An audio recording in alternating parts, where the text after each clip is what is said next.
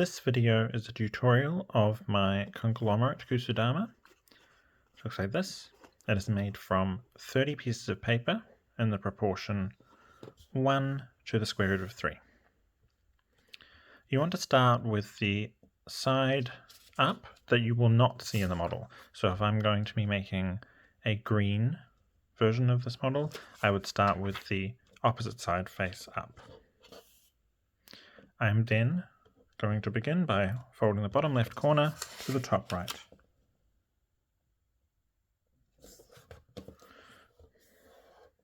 Increasing firmly. Next, bring this rightmost corner here to lie in the middle of this edge. That will bring this edge here to lie along the folded edge, and the fold will go along the back layer, matching that. Adjust until you're happy with the angles and make your crease. I'm going to turn over and make the same fold on the other side.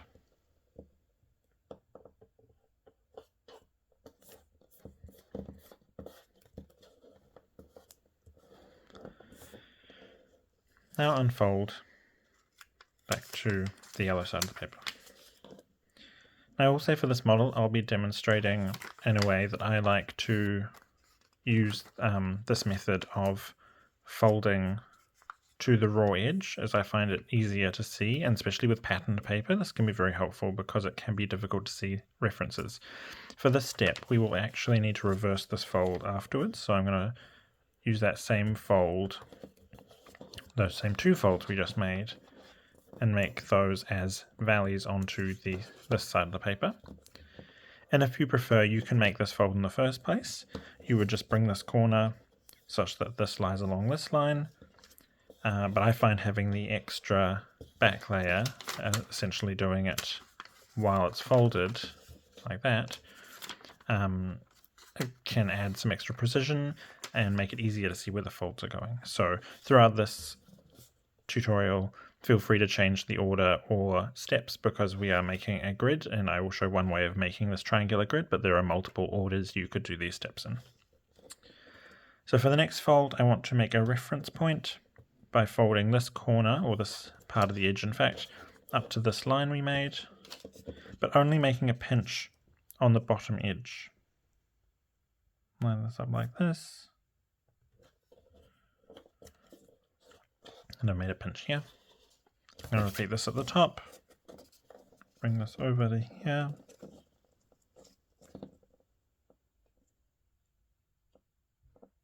and make a pinch. We're going to use these two pinch marks to divide the paper into thirds.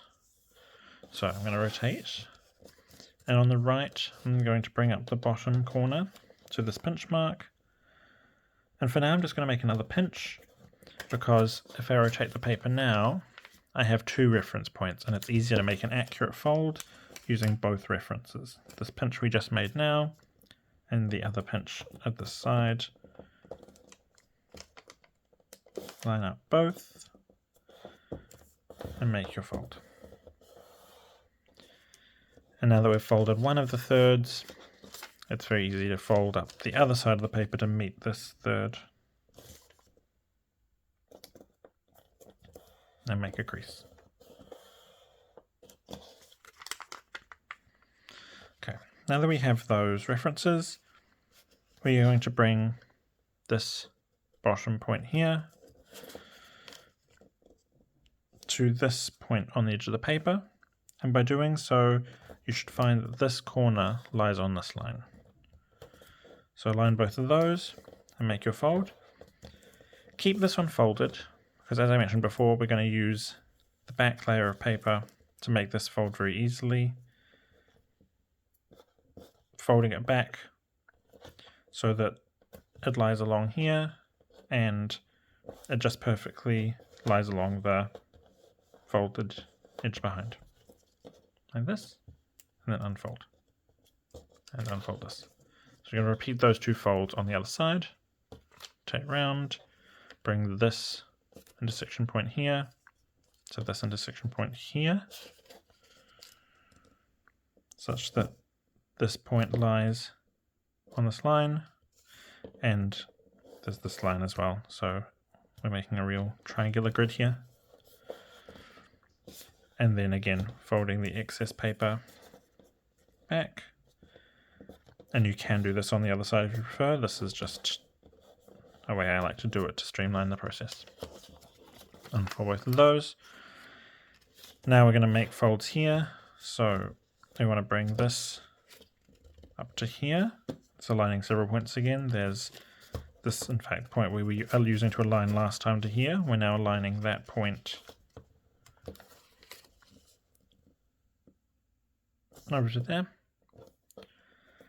This point will line up. This point will line up. This whole edge lies along that folded line from before.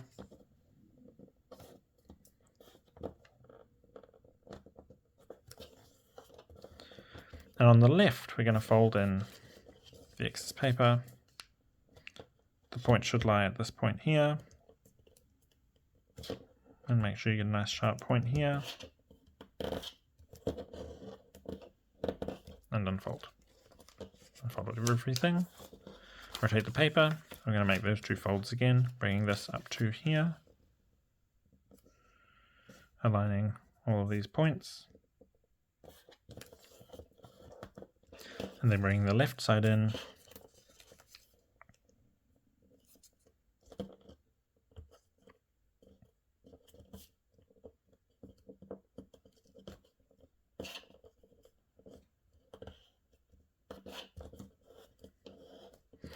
And unfold.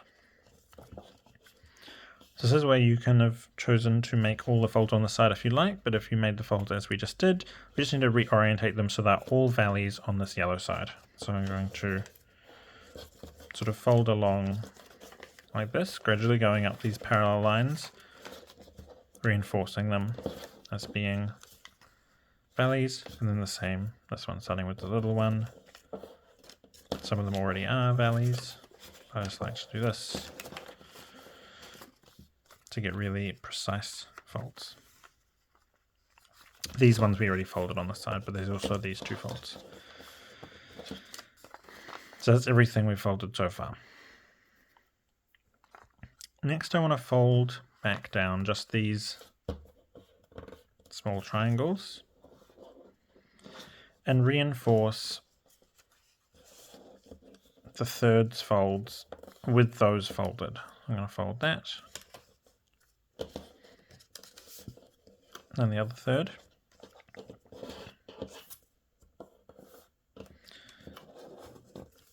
And then also this fold here. Everywhere here basically where we have to re-fold through the double layer of paper.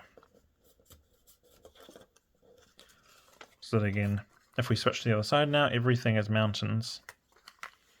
So we have two different folds, or 4 folds in total, 2 on each side to make on this side.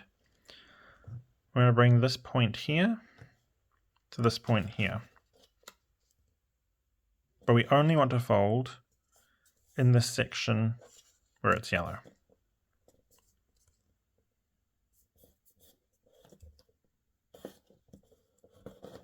So from here to here, and that gives us that diagonal fold there.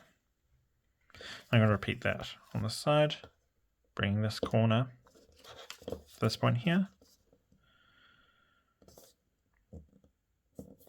but only folding in the yellow section. Unfold.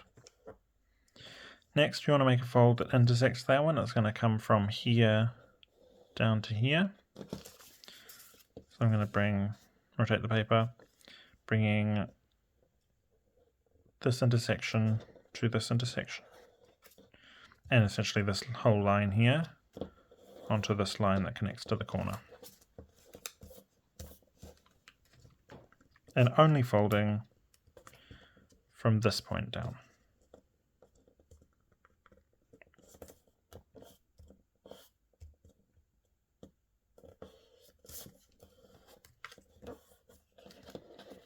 Let's create this fold here. I'm going to rotate and do that again here, bring this point to this point.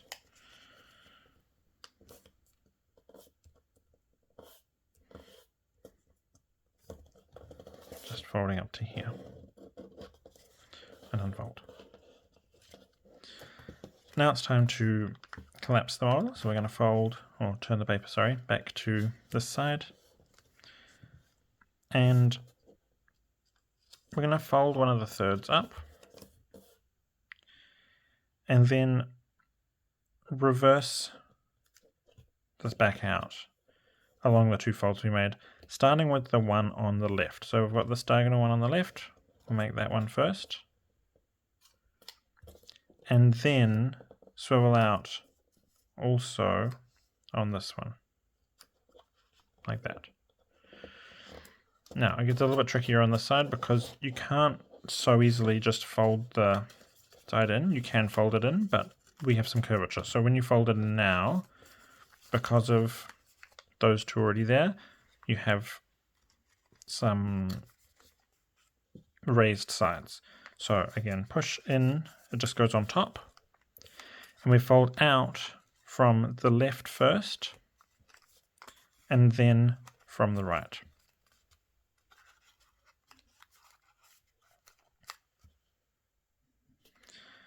And now what we need to do is put a mountain in there. So holding those down, bend backwards like this, and try not to let the layers slip. But pressing that firmly like this. On this side looks like this. Okay. And we just want to switch to this side and try and clean up some of those folds. You can see by doing this, just the thickness of the paper has led to this getting a bit of a curve. So I'm going to pinch in on there and just try and reinforce that fold. Same with this one. And the other one that's important to reinforce is this fold here, because of these layers we've just added, it's got a few extra layers of paper there. So I like to pinch that one there, letting the rest of the paper free so you don't make any accidental folds on anywhere else. And same here, just reinforcing this, these 5 triangles around this point. You can also reinforce this one if you like. Just making sure you have this nice domed shape with this folded under. And that's one of your pieces.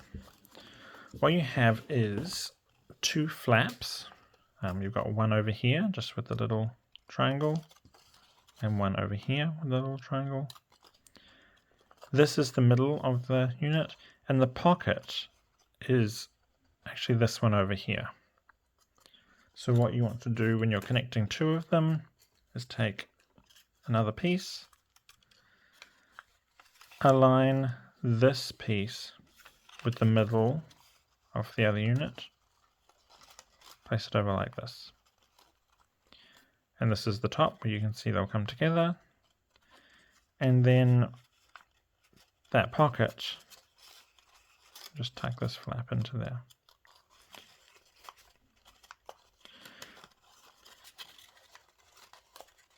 And reinforce from underneath this here. So as you add a third piece, this becomes quite stable because it puts pressure on this section and it can't unfold, because you'll put another piece over top of this one that goes underneath this one. And that locks this quite tightly. I found I didn't need pegs or clips during assembly. But you could probably also see as I assembled that one, it is easier to begin with to sort of start by hooking the pocket inside the tab and then pushing it down like this. And that works nearer the start. As you get towards the end and you start completing, say, a set of 5 as well, there's not as much freedom in the unit, and you will need to it'll be locked pretty firmly here. You may need to curl the flap a little bit and be able to sort of lift up with whatever maneuverability you have. Be lifting it even just a tiny amount so that you can sort of poke it in I was finding I was needing to curl in just bit by bit that flap. But as you go, it'll be quite stable, and keep adding your units, creating little sets of 3 here, and groups of 5 at the top, like this. There is quite a lot of overlap as well, because each piece has 3 triangles. The thickness of here, you'll have 3 layers of paper plus these layers, so it gets quite thick. It's quite a stable model, and it's sort of quite sturdy. But keep assembling your 30 pieces until you finish your completed model, and then you have a conglomerate Kusudama.